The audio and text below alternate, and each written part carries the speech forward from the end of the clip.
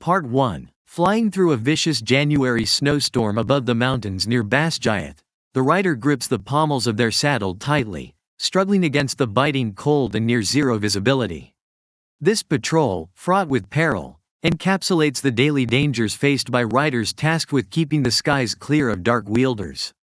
Bonded with the powerful dragon Tern, the rider communicates telepathically with both Tern and Andarna, a younger dragon sheltering back in the Vale. Tyaren's gruff retorts and Andarna's youthful enthusiasm highlight the tension and camaraderie of their bond. The storm, relentless and howling, seems to mirror the internal turmoil of the rider.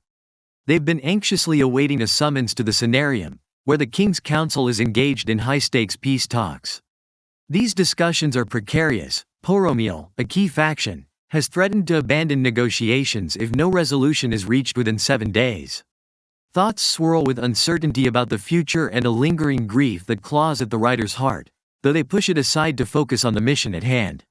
Visibility is almost non-existent, and the dangers of the patrol become apparent as Tern reminds Andarna why she's kept out of such flights. The skies, though treacherous with snow and ice, are still being hunted by dark wielders, lethal adversaries who have exploited the aftermath of a recent battle to launch surprise attacks. The squad has already suffered casualties, and the stakes remain high. As the patrol presses on, Tern senses danger, and the group's already fragile formation is disrupted when Aotrim, a brown sword-tailed dragon, nearly collides with them. Tyaren's protective instincts flare, and he dives to avoid the collision, shattering ice from his wings in the process. The maneuver leaves the rider shaken but determined to de-escalate the situation. Despite protests, Tern confronts Aotrim, asserting dominance and issuing a clear warning. Frustration with Tyaren's actions underscores the growing tension within their bond. The aftermath of the skirmish brings a momentary lull, allowing the rider to reflect on the tenuous relationship with Xaden, another rider whose dark powers have made him both an asset and a liability. Tyaren's skepticism of Xaden remains unwavering, and his blunt warnings about the corrupting nature of power weigh heavily on the rider. Xaden's recent actions, though helpful, have not quelled the fears of those around him, and even the rider is unsure how much trust to place in him. As the group descends to the flight field, the conversation shifts to more immediate concerns. The damaged saddle, a result of the battle, becomes a point of contention. Tyaren's insistence on making the rider repair it themselves is both a lesson in self-reliance and a subtle jab at reliance on others. The physical toll of the patrol becomes evident as aching joints and the biting cold test endurance, but the mission must be completed. The flight field, churned into a muddy expanse by constant activity, is a hub of organized chaos. Ree, Quinn, and Rydok, fellow riders, report on their own patrols, noting the eerie absence of enemy activity. While the lack of encounters should bring relief, it only heightens the unease among the group.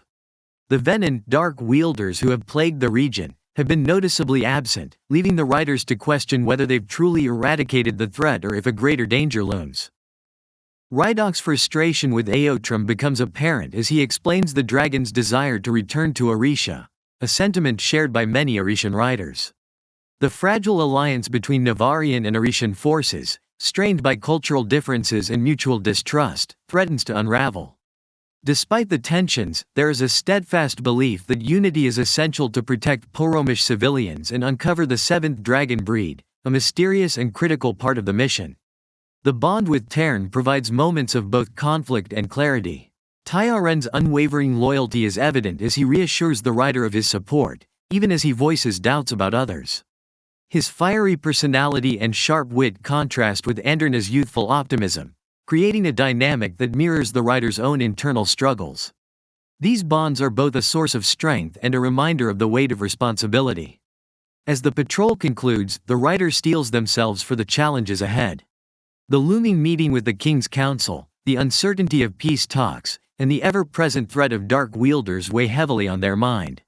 Yet, amidst the chaos and doubt, solace is found in the loyalty of companions and the knowledge that the mission, however daunting, is worth every sacrifice. This journey through the storm, both literal and figurative, encapsulates resilience and determination.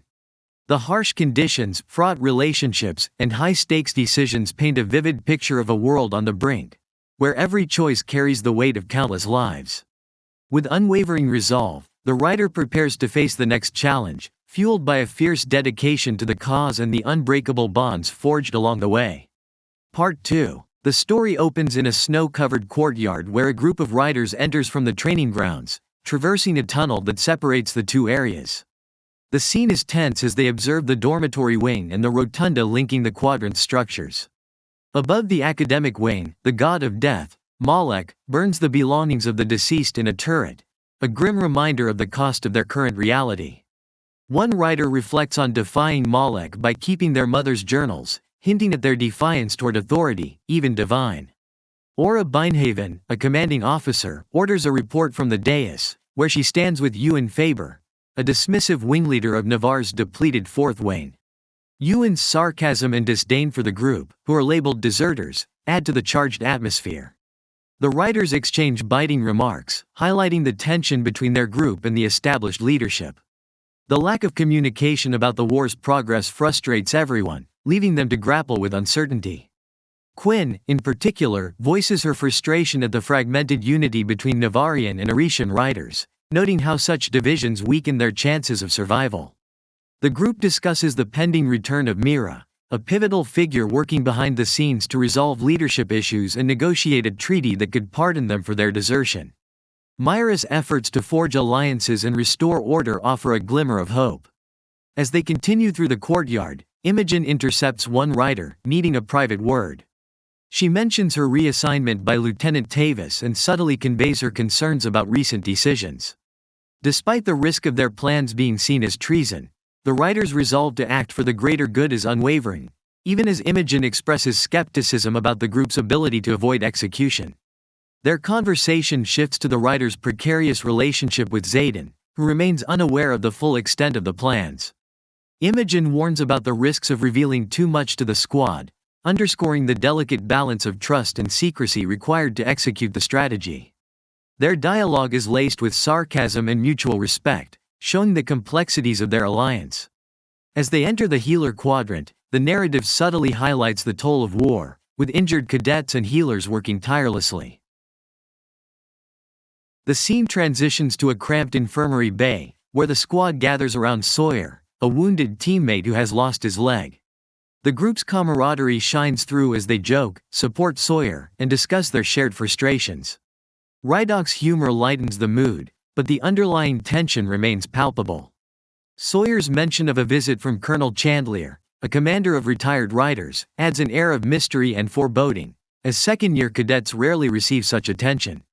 The calm is abruptly shattered by a shrill scream from elsewhere in the infirmary. The sound, filled with terror, halts all activity. A cadet stumbles in, panicked and bearing the unmistakable gray handprint of a venom attack. The group's collective dread spikes as they realize the Venom, a supernatural and deadly enemy, have already infiltrated the base. This revelation shifts the narrative into an immediate crisis, as the writers must confront this threat while navigating their fragile alliances and uncertain future. Throughout the narrative, one writer's internal struggles are evident. They wrestle with the burden of leadership, the fear of failing loved ones, and the moral complexities of their actions. Their determination to act, even at great personal risk, underscores their growth and resilience. The interpersonal dynamics within the group, marked by loyalty, sarcasm, and occasional friction, add depth to their collective effort to survive and fight back. The setting of the snow-covered quadrant, with its rotunda, dormitories, and infirmary, serves as a microcosm of the larger conflict. It reflects the isolation, tension, and fragile hope that define the characters' experiences. The looming presence of Molech's fire, the strained interactions with authority figures, and the sudden emergence of the Venom all contribute to a story rich in stakes and emotional complexity. As the story progresses, it becomes clear that the group's survival depends on their ability to navigate not only external threats like the Venom but also the internal divisions and mistrust within their ranks. Myra's anticipated return and the mission to find Anderna's kind represent potential turning points in the narrative, offering a chance to restore unity and secure their future. However, the immediate danger posed by the Venom's infiltration raises the stakes, forcing the characters to confront the reality of their precarious situation head-on. This combination of personal stakes, group dynamics, and external threats creates a compelling and immersive narrative that leaves readers eager to see how the writers will rise to meet the challenges ahead.